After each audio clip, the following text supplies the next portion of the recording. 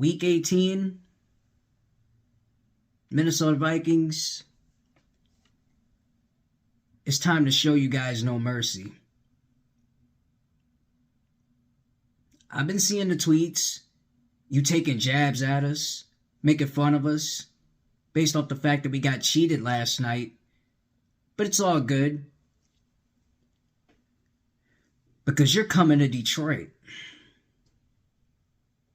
And we'll be happy to take out all this anger that we have inside of us about last night. And we're going to take it out on you. That's what we're going to do on Week 18. Last night was last night. I'm still pissed off about it, just like every other Lions fan is. But we have a punching bag that we like to beat up on Week 18.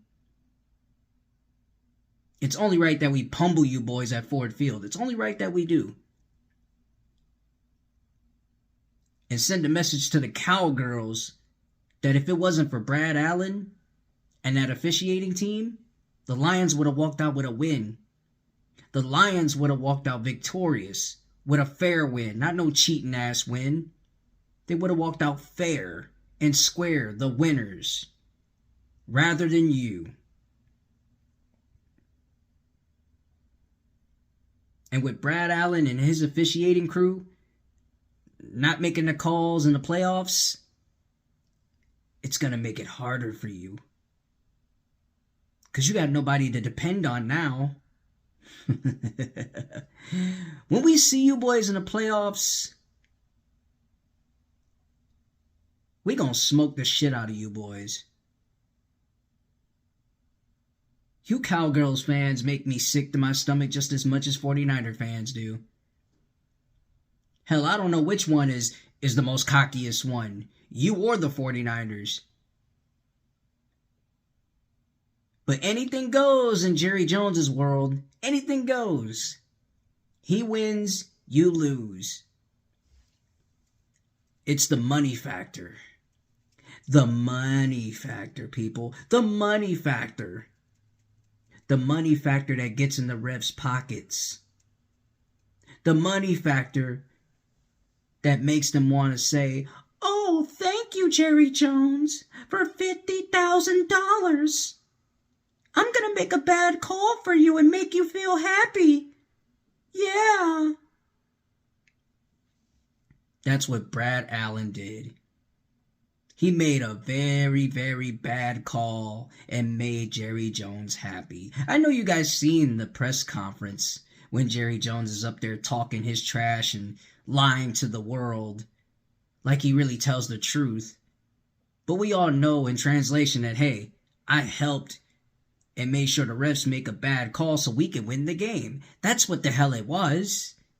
And don't get me started on the, well, let's talk about CeeDee Lamb getting a 92-yard touchdown reception.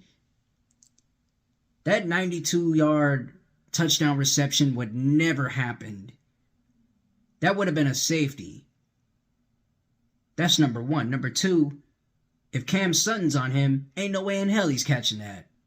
Ain't no way in hell Dak Prescott is going to throw that ball deep. Ain't no way in hell. You know it and I know it.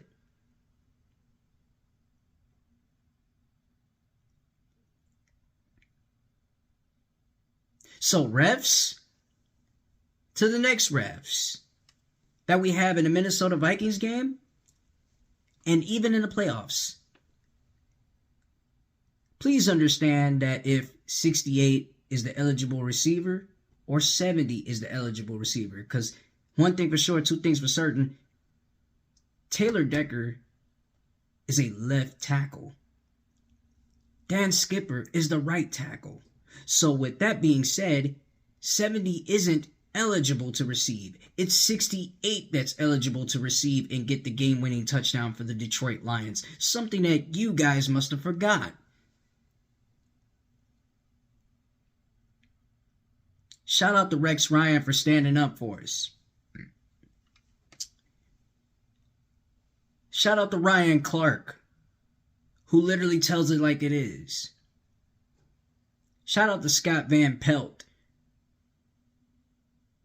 for standing up and telling that dumbass officiator at the end of the game, like, look, this is such bullshit. And he knew it was bullshit, so he had to talk some facts to you and let you know that Taylor Decker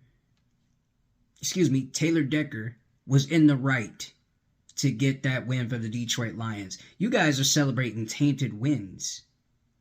Tainted wins, Cowgirl fans. You guys celebrate tainted wins? Tainted wins? That's pathetic that you guys celebrate like that. You should be ashamed of yourselves. That wasn't a fair game to us. That wasn't a fair game at all. It wasn't.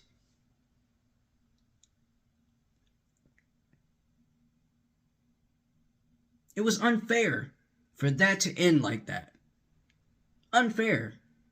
Dan Campbell let the officiators know. Let me rewind that back to say, he let the officiating crew know that he told you guys what was going to happen and what the scenario was going to be. You guys just didn't listen. You let it go one ear out the other and said, fuck it, we're still going to call bad calls on you. Terrible. Just fucking terrible, man. Terrible as fuck. And trust me, this ain't only happened to the Detroit Lions. This happened to the Chiefs with missing a pass interference call. Brad Allen made some bad calls in the Bears game against the Browns. Hell, made some bad calls with the Saints and Falcons game. This isn't the first time he pulled some bullshit like this. It's happened multiple times. So for me, I'm not surprised that they had to do this to the Detroit Lions. Am I angry? Hell yeah. But not surprised that these motherfuckers know how to screw over the Lions. They know how to do it. From front to back, they know how to do this shit.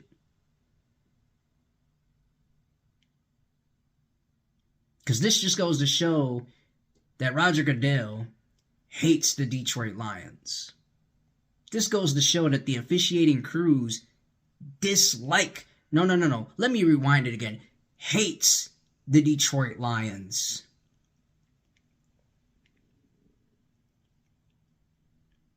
A lot of you casuals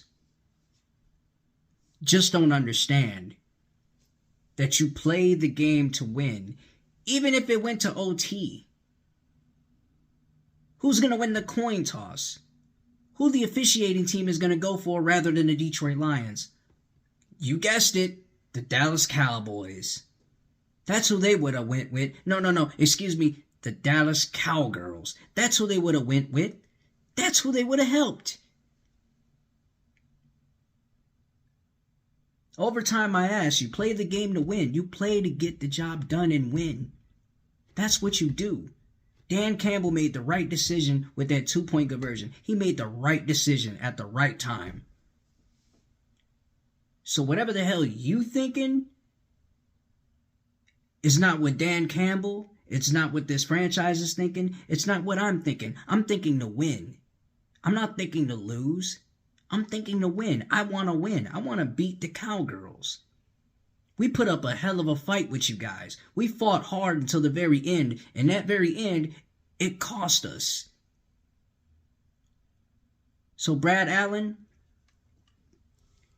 you're going to go down as one of the worst refs that ever called sports games. That's what you're going to go down as. That's going to be on your resume for the rest of your life. And then you have to single-handedly lie to the media in an interview and say you didn't see Taylor Decker walk up to you. You didn't see 58 or 68 walk up to you. All you thought was 70's the eligible receiver, and then you walked over to the defense. Like as if you're the play caller. Bro, you're a ref. The only calls you should be calling is making right calls, not the bad calls. There's going to be bad calls. There's going to be some times where you get bad penalties, but you're supposed to make the right call and make it fair. Not make it dirty for every NFL fan to be embarrassed and be ashamed to watch a special like that.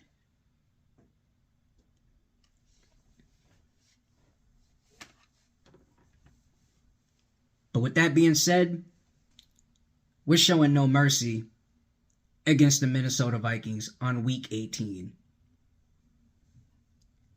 Now the biggest highlight of the night last night that literally saved Tom Gores from getting booed out of LCA.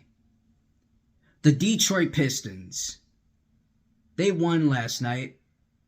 They're 3-29. They saved themselves from a 29-game losing streak.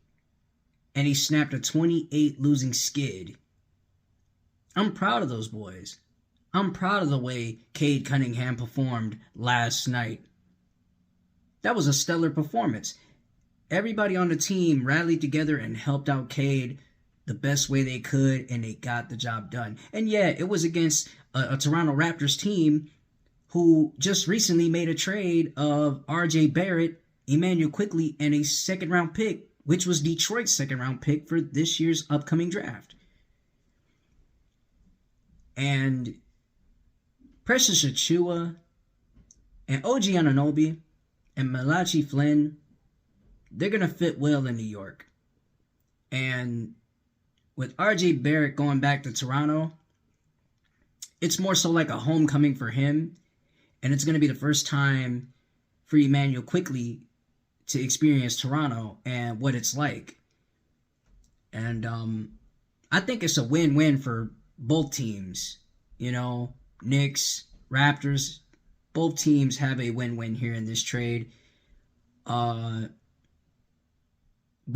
overall, the Pistons, they came out, they played hard, and they beat a team that was like shorthanded as hell. You know, didn't have the full complete package, but they beat a team that was shorthanded and needed all the help they could to, you know, put up a good fight with the Detroit Pistons. 127, 129. I think this is going to be many wins to come for the Detroit Pistons. This is going to be win number one for them, in my mind, that they can build off of and have a lot of chemistry within the next couple games and make sure that they can, you know, keep going. Because when you keep going and keep building and keep understanding your position and what you can do to help the team win, it racks up more wins. It helps the coaches to believe. It helps the front office to believe. It helps the fans to believe. So the consistency is there offensively and defensively. Free throws, they're going to have troubles with those. Clutch shots, they're going to have troubles with those. But that's stuff that they can practice on, especially when it's fourth quarter. They got to understand that efficiency is the main key to the game of basketball. And spreading the floor is definitely one of those keys to, you know, win the game. You know, you have to spread the floor and look for the right spots to score baskets with. And Jason Tatum said it, that, you know, this team is young. They're growing. You know, they're trying to develop the best way they can. And, you know, it's good to see this team, you know, get a win and celebrate the best way they can in Detroit. And Cade Cunningham had a smile on his face. Couldn't contain it because he wanted to stay focused, but you got to smile about that. That is something that you got to smile about and stay proud about. And, oh, yeah, Tom Gores, it really saved your ass at this point.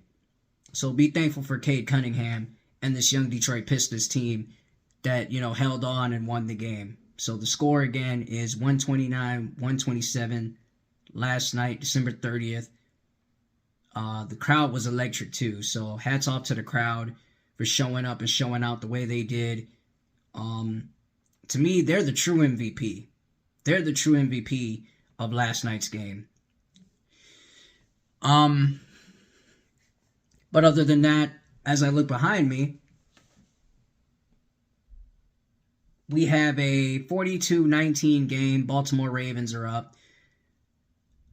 The number one offensive team in the league, the Dolphins, versus the number one defensive team in the league, the Baltimore Ravens, are going at it within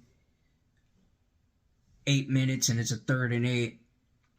So leave your comments below about the game. Leave your comments below about last night's debacle that happened to the Detroit Lions. Leave your comments about the Detroit Pistons too, because this is a special edition of the Chickennuggetking 586 Sports Podcast Show.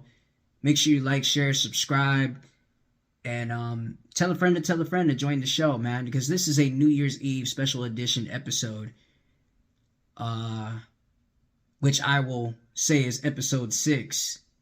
Episode 7, the NFL playoffs, will be coming around Tuesday, January 2nd. So save the date on that one. But with that being said, make sure you like, share, subscribe, and holla back at your boy. Salute. Ha ha! Yeah.